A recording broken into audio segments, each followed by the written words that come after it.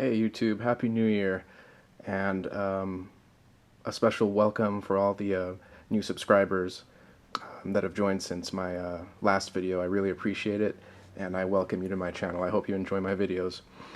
Well, today I just want to show you guys my newest little toy. It's not really a toy, it's a firearm, it's a dangerous weapon, but you know, colloquially speaking, it's my new acquisition, my new toy.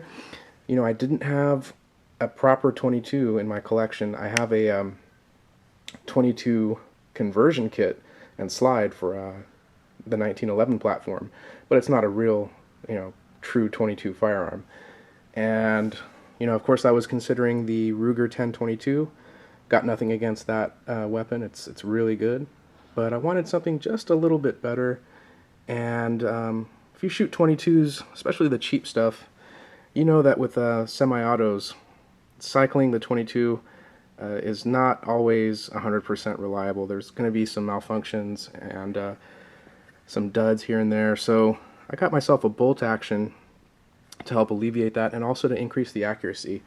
Because usually speaking, bolt action rifles are a little bit more inherently accurate than their semi-auto counterparts. And in this case, I got myself the CZ-452 22 long rifle, and this particular model has a pretty long name. It's called the CZ-452 military training rifle, commonly just called the CZ-452 trainer. This is a little bit shorter version of the more popular CZ-452 American. I believe that model has a 28-inch barrel. And this model is just under 25 inches barrel length. I believe it's 24.8 inches. The stock is a little bit different. It's more of a European looking stock. In fact, this stock is nicknamed the Hogback. I have no idea why it's called the Hogback, but this is the Hogback stock design. The wood is quite nice. It's beechwood stock. It's not walnut like the more expensive models. But I don't know, I think it looks pretty nice. The quality is really good. The finish is excellent, nice and smooth. And this hogback design is supposed to make it easier to use iron sights. And of course, the drawback is that it makes it a little bit harder to get a good cheek weld if you're using a scope. But I'm not going to be hunting with this, so it's more of a fun gun just for plinking at the range, so I don't really care. It's got a bolt here, nice little bolt handle and bolt knob. Let me just show you that it's unloaded. Okay. Up here is a dovetail type receiver so that you can mount a scope on there. Now this is not the standard 3/8 inch that you find on the American model and American firearms in general. This is the 11 millimeter dovetail. So if you're going to get something like this, you want to make sure that you get the scope rings or the base that can fit to the 11 millimeter specification. There you can see it's proudly made in the Czech Republic. Oh, there we go. And it's the overall quality. I haven't shot it yet, but the overall fit and finish, in my opinion, is really good. Give you a closer look at that wood again. Alright, let me just show you how the safety operates. It's pretty simple. Close the bolt. Excuse me. There we go. It's still a little stiff. I need to put a little bit of oil in there. And okay, red means dead. That means it's ready to fire. The safety's off. Then you just slide it over, and now the weapon's on safe. Okay? Let's take that out. Alright, it comes with a 5-round magazine, removable magazine. Just like that. And I did go ahead and get myself an extra 10-rounder as well. And I picked this up from Midway, USA. With shipping and everything, it was about $34, $35. But it's kind of nice to have if you're at the range. You don't have to reload as frequently. So you can get one of these. moving on to the rear sight. One of the reasons that I bought this rifle was on a lot of the rimfire forums, a lot of people paid a lot of compliments to the iron sight system in general on this rifle. They said it's one of the best in any rifle, really, not just rimfire. But anyways, if you've shot some of the military surplus rifles from Europe, you'll probably recognize this design. It's got it's marked off in 25-meter increments, and if you know your distance, you just slide this rear sight, this tangent sight, to the specified distance, and you have at it.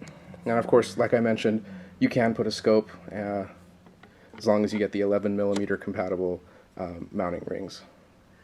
The ones that I got are from BKL. I don't have it with me right now, but I heard pretty good things about BKL Technologies. They make, supposedly from what I researched, they make good rimfire and air rifle scopes, not scopes, but mounting rings and Picatinny rails and things like that. So got one of those. Wasn't too expensive. It was about 30 bucks with tax and shipping and everything. Alright, there's our rear sight one more time. This is a cold hammer forged barrel. There's our front sight. It's a blade, and it's protected by this hood. So we've got a front blade sight. I do believe it is adjustable. Let me zoom out for you. Sorry if I can't get a good focus on there. It's not a free-floating barrel, and it's not a heavy barrel. They do make a heavy barrel version, but I didn't want to really break the bank on this thing, and I think this is going to be fine for my needs. Okay, so let me just pan out a little bit. I'll give you another view.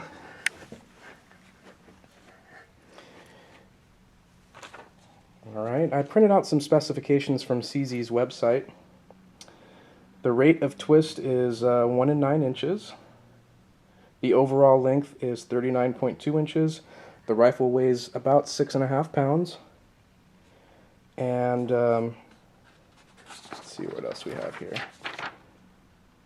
Adjustable iron sights with an integrated scope, 11mm dovetail, beechwood stock, cold hammer forged barrel, and the barrel finish and the receiver finish are all blue. Okay.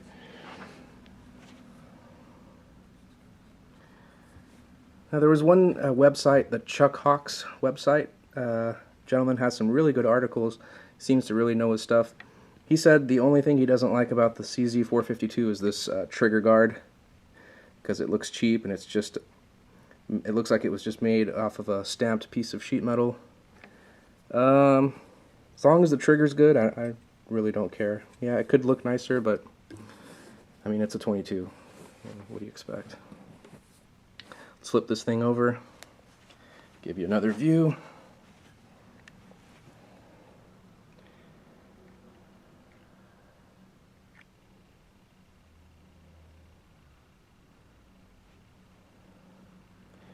And yeah, I'm really looking forward to shooting this thing. I think I'm just going to have to take it to the indoor 50-foot indoor range for now. And I'll give you a little update from there. That's not really a true indicator of what this thing can do. Hopefully next week I'll be able to go back out to the Angeles outdoor range, and you know, I'll post another video with some 50-yard and 100-yard results. Okay. Let me just show you kind of a couple of other things that I bought besides the 10-round mag. You know, I plan to shoot mostly cheaper bulk ammunition through this thing, but I did go ahead and get some of the better stuff. Now, a lot of you will recognize the Wolf brand. It is a Russian company. However, for this 22 match ammunition, this stuff is actually made in Germany, and if I remember correctly, it's actually made by Lapua, the really high quality ammunition maker from Finland. I guess they have some facilities in Germany. There you go. And from what I read, this stuff is supposed to be pretty good. Of course, it depends on your rifle. Some rifles, who knows, you know, this rifle may hate this ammunition. We'll have to just wait and see. But it's pretty good match grade ammunition. Is it Olympic quality? No. If you want that, then you have to, I would say you would have to buy the Lapua brand or something similar to that. And those are $25 for just a box of 50. They're basically 50 cents a round. And I don't need that kind of Olympic grade accuracy. So I just got some of these just to try it. And I'll do a little comparison. You know, of course, we'll take the cheap Winchester bulk ammunition. We'll take this stuff, and we'll kind of compare and contrast and see how the accuracy is.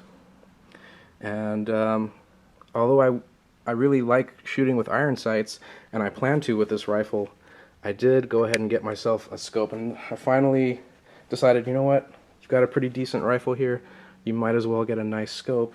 And it's my first Leupold. And it is the 2-7 by 28 millimeter rimfire. That's the part number 58700. And let me open this up for you so you can see what it looks like. Now I have some cheaper scopes. You know, I could have easily used those, but you know, like I said, why skimp if you have the chance? It wasn't too bad. It was, I think the MSRP is $200. And I bought it on Optics Planet, and if you do a survey for them and you're a verified customer, they'll send you a little coupon code for 10% off. Yeah, 10% off. So I picked this up for $180, and for a Leupold, it's pretty good. Okay, so yeah, that's pretty much it. Again, this is the CZ-452 military training rifle, aka CZ-452 trainer. And can't wait to take it out and see what it can do. Got pretty high hopes for this rifle, and that's why I decided to pay a little bit more and get something a little bit above and beyond just the standard Ruger 1022. All right, guys. Again, thank you to the new subscribers. Also, thank you to the current subscribers, the older subscribers, for sticking with me. And well, let me know what you think. And I'll have a range video for you soon. Alright, take care. Happy New Year.